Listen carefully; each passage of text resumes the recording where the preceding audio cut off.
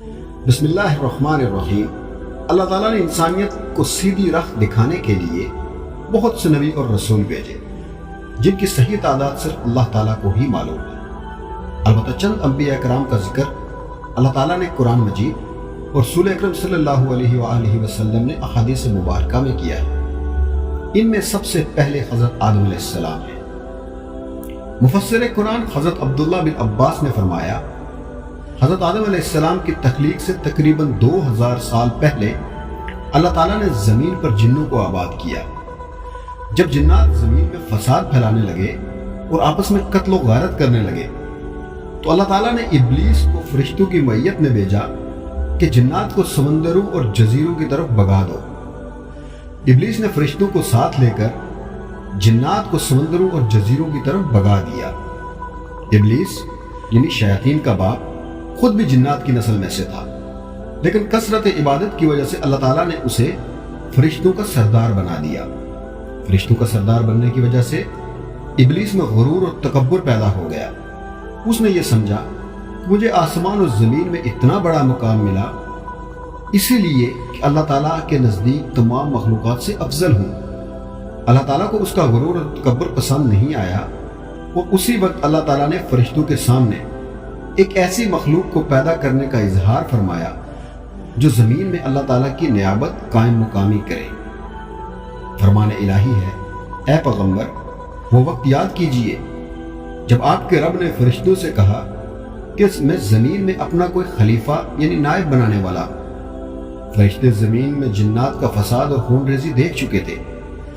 انہوں یعنی فرشتوں نے حکمت معلوم کرنے کے لیے کہا، اے اللہ، کیا آپ زمین پر ایسی مخلوق کو اپنا نائب بنانا چاہتے ہیں جو زمین میں فساد پھیلائے اور خون ریزی کرے، جبکہ ہم آپ کی حمد کے ساتھ تسبیح اور پاکیزگی بیان کرتے ہیں؟ اللہ تعالیٰ نے فرمایا، جو حکمت میں جانتا ہوں وہ تم نہیں جانتے۔ پھر اللہ تعالیٰ نے اپنی چاہت کو عملی جامہ پہناتے ہوئے حضرت آدم علیہ السلام کا پتلا اپنے ہاتھوں سے تیار کیا، جیسا کہ فرمان الہی ہے۔ اللہ نے فرمایا، اے ابلیس، جسے میں نے اپنے ہاتھوں سے پیدا کیا، اسے سجدہ کرنے میں تجھے کس چیز نے روکا؟ قیامت کے دن اہل ایمان جمع ہو کر آدم علیہ السلام کے پاس آئیں گے اور عرض کریں گے، آپ تمام انسانوں کے باپ ہیں، اللہ تعالیٰ نے آپ کو ہاتھوں سے پیدا فرمایا، فرشتوں سے آپ کو سجدہ کروایا، آپ کو چیزوں کے نام سکھائے، آپ اپنے رب کے سامنے ہماری سفارش کیجئے تاکہ ہمیں اس مصیبت یعنی میدان حشر کی ہولناکیوں سے نجات مل جائے۔ آپ علیہ السلام فرمائیں گے، آج اللہ تعالیٰ بہت غصے میں ہے، آج سے پہلے کبھی اتنے غصے میں نہیں آئے تھے اور نہ ہی بعد میں آئیں گے۔ اللہ نے مجھے درخت کے پاس جانے سے منع کیا تھا، لیکن مجھ سے غلطی ہو گئی، لہٰذا آپ کسی اور کے پاس چلے جائیں۔ سب سے افضل دن جمعہ کا ہے۔ اسی دن آدم علیہ السلام کو پیدا کیا گیا، اسی دن انہیں جنت میں داخل کیا گیا اور اسی دن جنت سے نکالا گیا، اور اسی جمعہ کے دن ہی قیامت بھی قائم ہوگی۔ اللہ تعالیٰ نے آدم علیہ السلام کی شکل و صورت بنانے کے بعد جب تک چاہا انہیں ڈھانچے کی صورت میں پڑا رہنے دیا۔ ابلیس آدم علیہ السلام کے پاس چکر لگاتا رہتا۔ جب اس نے دیکھا کہ یہ جسم اندر سے کھوکھلا ہے تو اس نے اندازہ کر لیا کہ یہ ایسی مخلوق ہے جو اپنے نفس پر قابو نہیں رکھ سکے گی۔ اللہ تعالیٰ نے آدم علیہ السلام کو پوری زمین سے جمع کی گئی مٹھی بھر خاک یعنی مٹی سے پیدا فرمایا۔ اسی وجہ سے آدم علیہ السلام کی اولاد بھی مختلف رنگوں کی مٹی کے مطابق پیدا ہوئی ہے۔ اس میں سفید، سرخ، سیاہ اور درمیانی رنگوں کے بھی ہیں۔ اللہ تعالیٰ نے حضرت آدم علیہ السلام کو جمعے کے دن اپنے ہاتھ سے انسانی صورت میں پیدا فرمایا تاکہ ابلیس اپنی بڑائی کا دعویٰ نہ کر سکے۔ اس کے بعد کچھ مدت تک مٹی کے بنے ہوئے ایک جسم کی صورت میں پڑا رہنے دیا۔ فرشتے اور ابلیس اسے دیکھ کر خوف زدہ ہوتے۔ ابلیس گزرتے ہوئے اسے ٹھوکر مارتا، جس کی وجہ سے ایسی آواز پیدا ہوتی جس طرح مٹی کے بنے ہوئے برتن سے کسی چیز کے ٹکرانے کے بعد پیدا ہوتی ہے۔ اس لیے وہ کہتا تھا، فرمان الہی ہے، اللہ نے انسان کو ٹھیکری جیسی بجنے والی مٹی سے پیدا کیا۔ ابلیس ایک مرتبہ موقع پا کر حضرت آدم علیہ السلام کے منہ کی طرف سے بدن میں داخل ہوا اور دوسری طرف سے نکل گیا اور فرشتوں سے کہنے لگا اس سے مت ڈرو، یہ آدم علیہ السلام اندر سے بالکل کھوکھلا ہے، اگر مجھے اس پر قابو پانے کا موقع ملا تو میں اسے ضرور گمراہ کروں گا۔ اللہ تعالیٰ نے آدم علیہ السلام کو پیدا کیا تو ان کا قد 60 ہاتھ لمبا بنایا، پھر ان میں روح پھونکی اور فرمایا جا کر فرشتوں کی جماعت کو سلام کہیے اور ان کا جواب غور سے سنیے، وہی تمہارے اور تمہاری اولاد کے سلام کا جواب کا طریقہ ہے۔ آدم علیہ السلام نے فرشتوں کی ایک جماعت کے پاس جا کر کہا السلام علیکم۔ فرشتوں نے جواب دیا السلام علیکم ورحمۃ اللہ، یعنی ورحمۃ اللہ کا اضافہ کر دیا۔ جنت میں جو بھی داخل ہوگا وہ آدم علیہ السلام کی صورت پر یعنی 60 ہاتھ قد کا ہوگا۔ اس کے بعد آج تک مخلوق کی قد میں کمی ہوتی رہی۔ جب اللہ تعالیٰ نے فرشتوں کو ایک نئی مخلوق پیدا کرنے کی خبر دی تو انہوں نے اس نئی مخلوق کو پیدا کرنے کی مصلحت معلوم کی، تو اللہ سبحانہ تعالیٰ نے فرمایا بلا شبہ میں وہ باتیں جانتا ہوں جن کا تمہیں علم نہیں، یعنی میں اس نئی مخلوق میں نبی، رسول، عابد، صدیق، شہید، زاہد، ولی، باعمل علماء اور صلحاء پیدا کروں گا۔ رسول اکرم صلی اللہ علیہ وسلم نے فرمایا جب فرشتے فجر کے وقت بندوں کے اعمال لے کر آسمان پر چڑھتے ہیں تو اللہ تعالیٰ جاننے کے باوجود ان سے پوچھتے ہیں کہ تم نے میرے بندوں کو کس حال میں چھوڑا؟ فرشتے جواب دیتے ہیں جب ہم گئے تھے وہ نماز عصر میں مصروف تھے اور جب واپس آئے تب بھی وہ نماز فجر میں مصروف تھے، یعنی فرشتوں کو جس مصلحت و حکمت کی جستجو تھی وہ انہیں انسان کی عبادت میں مصروف ہونے کی صورت میں دکھائی دی جاتی۔ اللہ سبحانہ وتعالیٰ نے حضرت آدم علیہ السلام کے جسم میں روح پھونکنے سے پہلے ہی فرشتوں کو اس بات کا پابند کر دیا کہ جیسے ہی میں آدم علیہ السلام کی تخلیق مکمل کر کے اس میں روح ڈال دوں گا تو تم ان کے سامنے سجدہ تعظیمی میں گر جانا۔ جب اللہ تعالیٰ نے حضرت آدم علیہ السلام کی مکمل شکل و صورت بنانے کے بعد اس میں روح ڈال دی تو فرشتے اللہ کے حکم کی تعمیل کرتے ہوئے فوراً حضرت آدم علیہ السلام کے سامنے سجدے میں گر گئے۔ فرمان الہی کا ترجمہ ہے اور یاد کیجئے جب آپ کے رب نے فرشتوں سے فرمایا کہ میں انسان کو کالی سڑی ہوئی کھنکھناتی مٹی کے سوکھے گارے سے پیدا کرنے والا ہوں، لہٰذا جب میں اسے پورا بنا لوں اور اس میں اپنی روح پھونک دوں تو تم سب اس کے آگے سجدہ ریز ہو جانا۔ پس تمام فرشتوں نے سجدہ کیا۔ رسول اکرم صلی اللہ علیہ وسلم نے فرمایا جب حضرت آدم علیہ السلام میں روح ڈال دی گئی تو انہیں چھینک آئی، جس پر انہوں نے الحمدللہ رب العالمین یعنی تمام تعریفیں اللہ کے لیے ہیں جو تمام جہانوں کا رب ہے کہا۔ اللہ تعالیٰ نے جواب میں یرحمک اللہ آپ پر رحم فرمایا۔ حضرت آدم علیہ السلام کی عزت و تکریم کرتے ہوئے اللہ رب العزت نے انہیں اپنے مبارک ہاتھوں سے تخلیق فرمایا اور فرشتوں سے سجدہ کروایا اور آپ علیہ السلام کی خوب عزت افزائی فرمائی۔ فرمان الہی ہے جب ہم نے فرشتوں سے کہا کہ آدم کو سجدہ کرو تو ابلیس یعنی شیطان کے علاوہ سب فرشتوں نے سجدہ کیا اور ابلیس نے سجدہ کرنے سے انکار کر دیا اور تکبر کیا۔ جب اللہ تعالیٰ نے فرشتوں کو حکم دیا کہ حضرت آدم علیہ السلام کو سجدہ کرو تو فرشتوں نے اللہ تعالیٰ کے حکم کی تعمیل میں سجدہ کیا اور ابلیس چونکہ کثرت عبادت کی وجہ سے فرشتوں کے ساتھ رہتا تھا لہٰذا اسے بھی فرشتوں کے ساتھ حضرت آدم علیہ السلام کو سجدہ کرنے کا حکم دیا گیا، مگر ابلیس حضرت آدم علیہ السلام کی عزت و فضیلت کو دیکھ کر حسد کرنے لگا اور تکبر کرتے ہوئے انہیں سجدہ کرنے سے انکار کر دیا۔ اللہ تعالیٰ نے اس سے سجدہ نہ کرنے کی وجہ پوچھی تو اس نے جواب دیا میں آدم علیہ السلام سے بہتر ہوں۔ فرمان الہی ہے اللہ تعالیٰ نے فرمایا اے ابلیس تجھے سجدہ کرنے سے کس نے روکا جبکہ میں نے تجھے حکم دیا تھا؟ اس پر ابلیس نے کہا میں اس آدم علیہ السلام سے بہتر ہوں، آپ نے مجھے آگ سے پیدا کیا اور اس کو مٹی سے پیدا کیا۔ جب ابلیس نے اللہ تعالیٰ کی نافرمانی کرتے ہوئے حضرت آدم علیہ السلام کو سجدہ کرنے سے انکار کر دیا تو اللہ رب العزت نے اس کا مقام و مرتبہ چھین کر قیامت تک کے لیے اسے ملعون و مردود قرار دے کر جنت سے نکل جانے کا حکم دیا۔ فرمان الہی ہے، اللہ نے فرمایا اے ابلیس تو یہاں یعنی جنت سے نکل جا، بے شک تو مردود ہے، بلا شبہ قیامت کے دن تک تجھ پر میری لعنت برستی رہے گی۔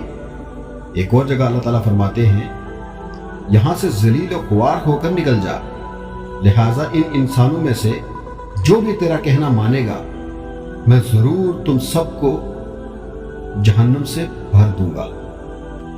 حدیث رسول اکرم صلی اللہ علیہ وسلم ہے جب ابن آدم قرآن مجید میں سے سجدہ والی آیت تلاوت کرنے کے بعد سجدہ کرتا ہے تو شیطان ایک طرف ہو کر رونے لگتا ہے اور کہتا ہے ہائے افسوس، ابن آدم کو سجدہ کرنے کا حکم ہوا تو اس نے سجدہ کر لیا، اس لیے اسے جنت ملی، مجھے سجدہ کرنے کا حکم ہوا تو میں نے انکار کیا، اس لیے مجھے جہنم ملی۔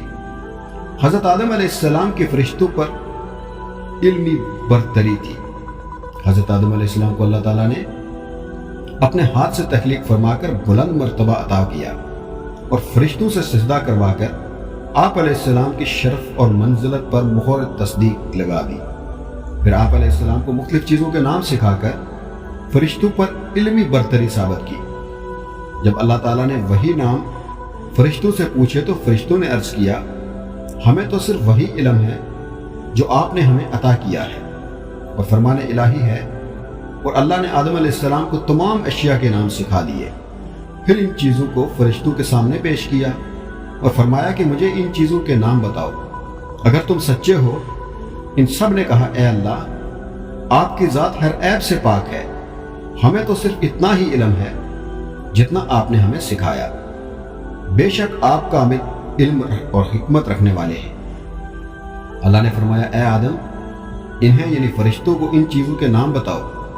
جب انہوں نے آدم علیہ السلام نے انہیں ان چیزوں کے نام بتا دیے تو اللہ نے فرمایا کہ کیا میں نے تم سے نہیں کہا تھا کہ میں ہی زمین و آسمان کا غیب جانتا ہوں، اور میں جانتا ہوں جو کچھ تم ظاہر کر رہے ہو اور جو کچھ تم چھپا رہے ہو۔ حضرت حوا علیہ السلام کی پیدائش سے پہلے حضرت آدم علیہ السلام اکیلے تھے، ان کا کوئی ہم جنس نہیں تھا۔ اللہ سبحانہ و تعالیٰ نے ان کی دلجوئی اور تسکین کے لیے انہی کے جسم میں سے بائیں طرف کی چھوٹی پسلی سے حضرت حوا کو پیدا فرمایا اور ان کی بیوی بنا کر انہیں جنت میں رہنے کا حکم دیا۔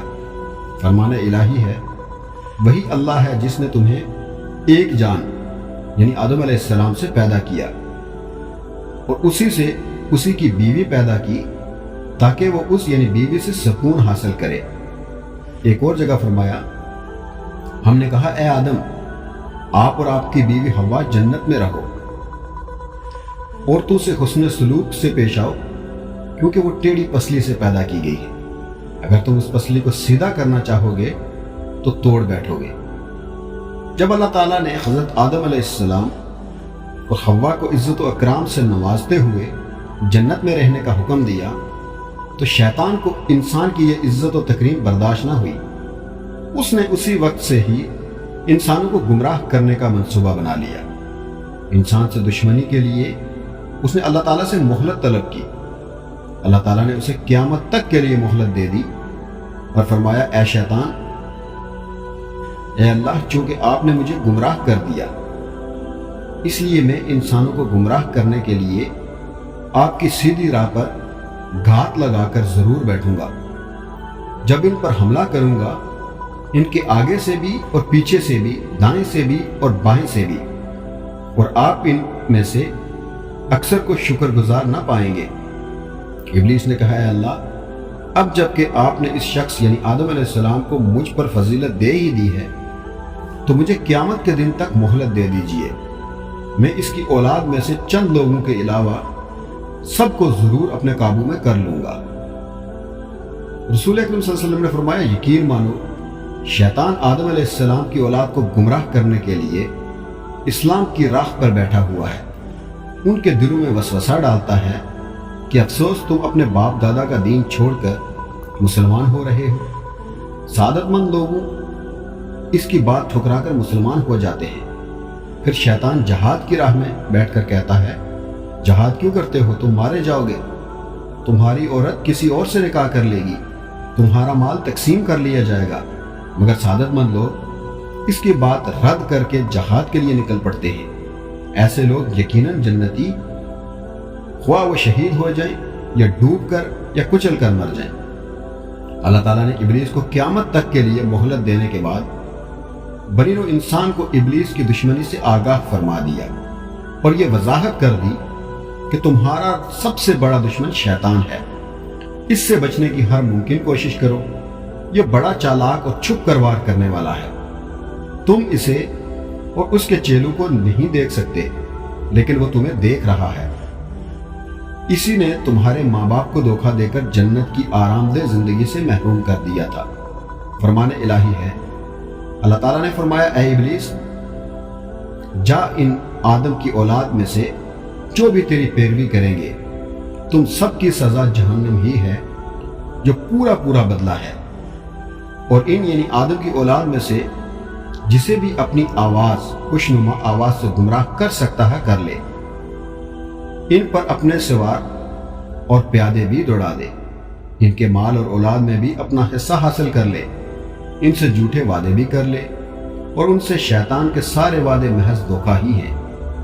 اللہ نے فرمایا بے شک میرے مخلص بندوں پر تیرا کوئی زور نہیں چلے گا، جو تمہارا رب ان مخلص بندوں کی دستگیری کرنے کے لیے کافی ہے۔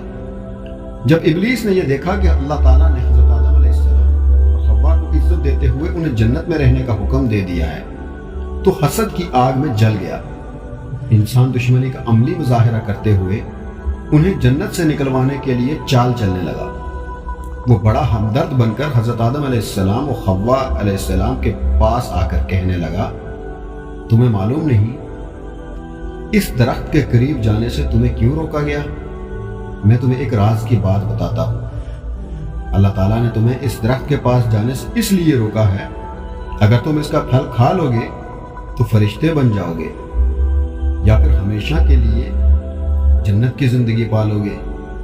فرمان الہی ہے تمہارے رب نے تو تم کو اس درخت کا پھل کھانے سے صرف اس لیے منع کیا تھا کہ تم فرشتے نہ بن جاؤ یا ہمیشہ کی زندگی رہنے والوں میں سے نہ ہو جاؤ۔ شیطان نے آدم علیہ السلام کے دل میں وسوسہ ڈال دیا اور کہا اے آدم، کیا میں تمہیں ہمیشہ کی زندگی کا درخت اور ایسی بادشاہت نہ بتاؤں جو کبھی ختم نہ ہو؟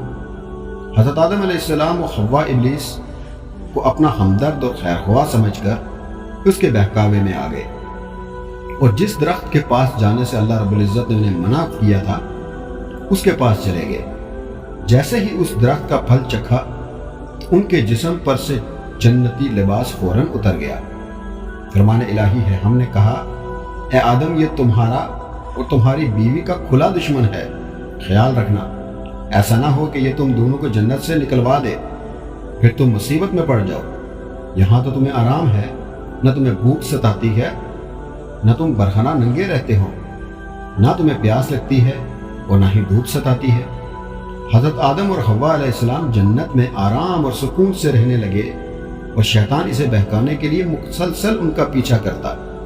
آخرکار اس نے حضرت آدم علیہ السلام اور حوا علیہ السلام کو بہکانے کے لیے ان کے دل میں وسوسے ڈالنا شروع کر دیے۔ کہنے لگا اے آدم، کیا میں تمہیں ایسا درخت نہ بتاؤں اس کا پھل کھانے سے تم جنت میں ہمیشہ ہمیشہ کے لیے رہنے لگو گے؟ اور بالآخر شیطان حضرت آدم اور حوا علیہ السلام کو بہکانے میں کامیاب ہو گیا اور پھر شیطان انہیں جنت سے پھسلا کر ان دونوں کو وہاں سے نکلوا دیا۔ جب حضرت آدم علیہ السلام اور حوا نے ابلیس کے بہکاوے میں آ کر ممنوعہ درخت کا پھل کھا لیا تو ان کے جنتی لباس اتر گئے اور اللہ تعالیٰ نے انہیں زمین پر اترنے کا حکم دے دیا اور ساتھ ہی ابلیس کو بھی زمین پر اتار دیا۔ حضرت آدم علیہ السلام کو اس بات سے آگاہ کر دیا کہ جس طرح شیطان نے تمہیں بہکا کر جنت سے نکلوایا، اسی طرح یہ دنیا میں بھی تمہیں بہکانے کی بھرپور کوشش کرے گا تاکہ تم دوبارہ جنت میں داخل نہ ہو سکو، لہٰذا اپنے آپ کو اس کی چال سے بچانے کی بھرپور کوشش کرو۔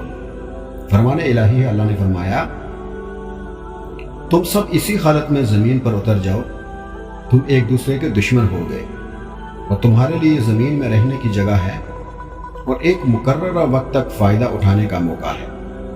حضرت آدم علیہ السلام کو اللہ تعالیٰ نے جنت سے نکال کر زمین پر اتارا، اور زمین پر اترنے کے بعد انہیں جنت اور اس کی راحت و سکون والی زندگی یاد آئی اور انہیں اپنی غلطی کا احساس ہوا، تو فوراً اللہ سبحانہ و تعالیٰ کے حضور توبہ کرنے لگے، اور توبہ کے کلمات بھی اللہ تعالیٰ نے انہیں سکھا دیے تھے۔ فرمان الہی ہے، پھر آدم علیہ السلام نے اپنے رب سے چند کلمات سیکھ لیے اور اللہ نے ان کی توبہ قبول کر لی، بے شک وہی توبہ قبول کرنے والا ہے۔ حضرت آدم علیہ السلام کو اللہ تعالیٰ نے جو دعائیہ الفاظ سکھائے تھے وہ یہ ہے، ربنا ظلمنا انفسنا وان لم تغفر لنا وترحمنا لنکونن من الخاسرین، جس کا ترجمہ ہے، اے ہمارے رب، ہم اپنے آپ پر ظلم کر بیٹھے، اب اگر آپ نے ہمیں معاف نہ کیا اور ہم پر رحم نہ فرمایا تو یقیناً ہم نقصان پانے والوں میں سے ہو جائیں گے۔ اللہ تعالیٰ نے حضرت آدم علیہ السلام کو بہت ساری اولاد عطا فرمائی۔ فرمان الہی، اے لوگو، اپنے رب کے عذاب سے ڈرو جس نے تمہیں ایک جان آدم علیہ السلام سے پیدا کیا اور اسی سے اس کی بیوی حوا علیہ السلام کو پیدا کر کے ان دونوں سے دنیا میں بہت سے مرد اور عورتیں پھیلا دی۔ اور یاد کرو جب آپ کے رب نے نبی آدم کی پشتو سے ان کی اولاد کو نکالا اور انہیں خود ان پر گواہ بناتے ہوئے پوچھا کہ کیا میں تمہارا رب نہیں ہوں؟ سب نے جواب دیا، کیوں نہیں، ہم سب اس کی گواہی دیتے ہیں کہ آپ ہی ہمارے رب ہیں۔ حضرت آدم علیہ السلام کو پیدا فرمانے کے بعد جب اللہ تعالیٰ نے آپ علیہ السلام کی پشت پر ہاتھ پھیرا تو آپ علیہ السلام کی تمام اولاد آپ علیہ السلام کی پشت سے ظاہر ہو گئی۔ پھر اللہ تعالیٰ نے آپ علیہ السلام کے سامنے آپ علیہ السلام کی تمام اولاد سے اپنی توحید کا پکا عہد و پیمان لیا۔ فرمان الہی ہے، اور یاد کرو جب آپ کے اللہ نے بنی آدم کو پشتو سے ان کی اولاد کو نکالا اور انہیں خود ان پر گواہ بناتے ہوئے پوچھا، کیا میں تمہارا رب نہیں ہوں؟ سب نے جواب دیا، کیوں نہیں، ہم سب اس کی گواہی دیتے ہیں۔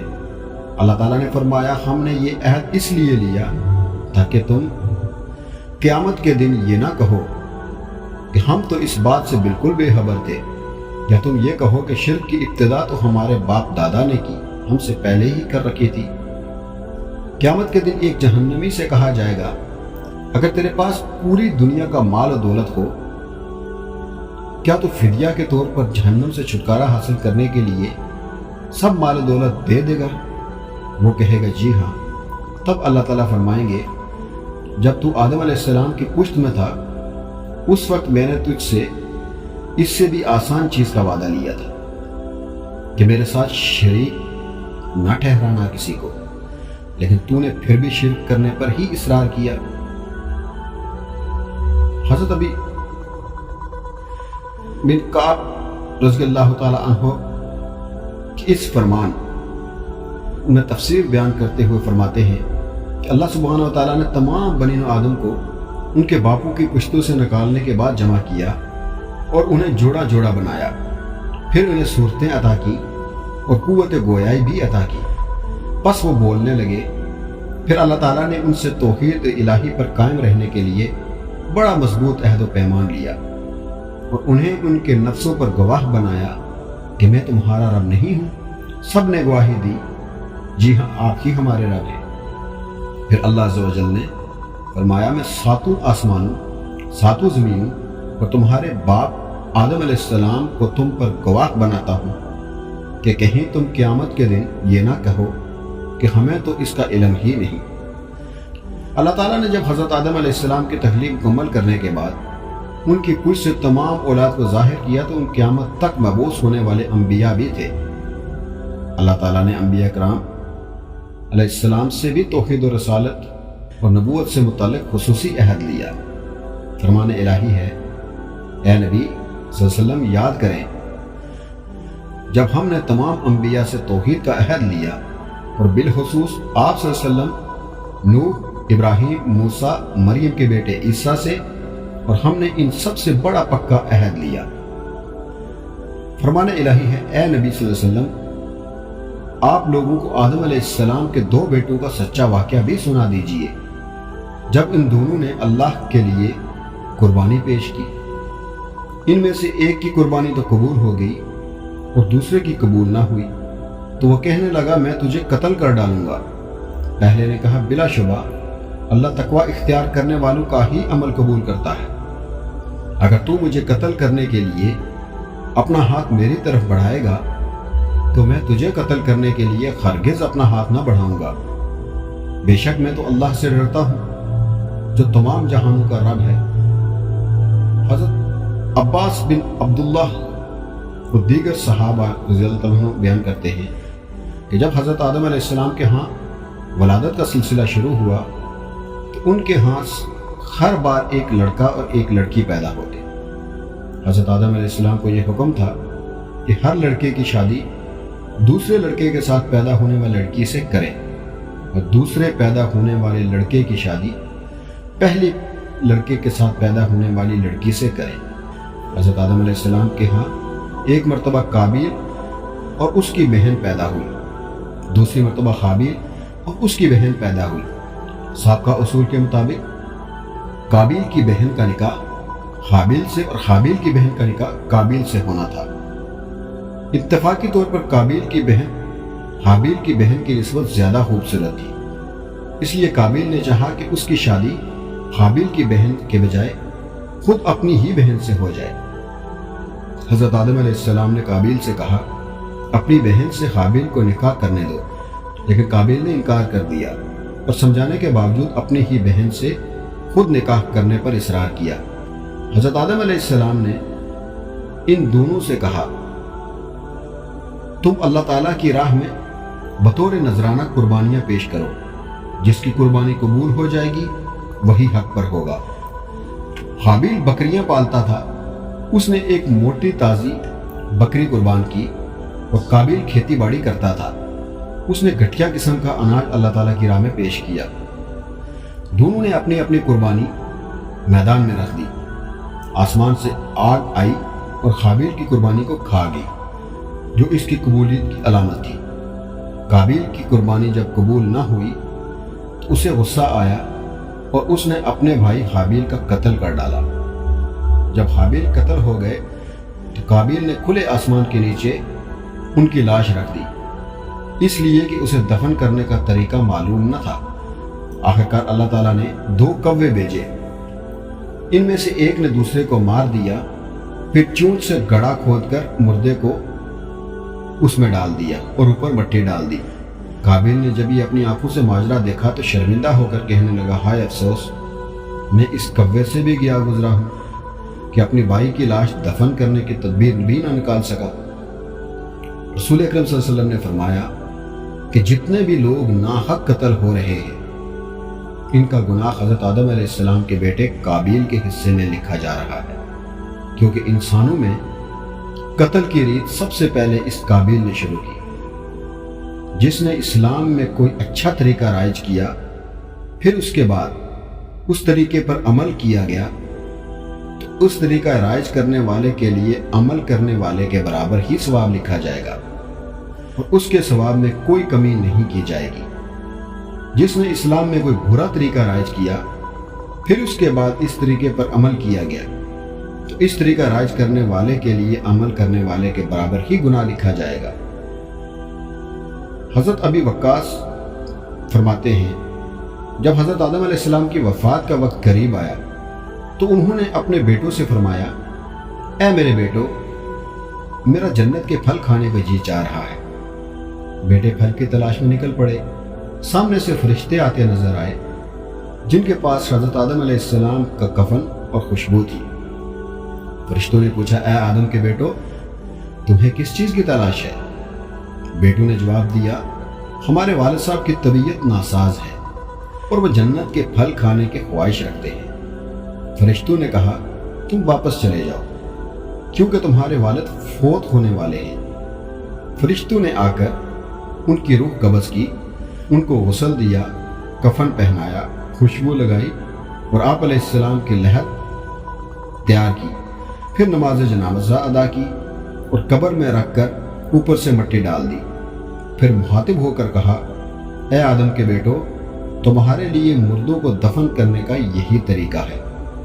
حضرت آدم علیہ السلام کو مکہ المکرمہ میں جبل ابی قبیس پر دفن کیا گیا۔ حضرت آدم علیہ السلام کی کل عمر 1000 سال تھی۔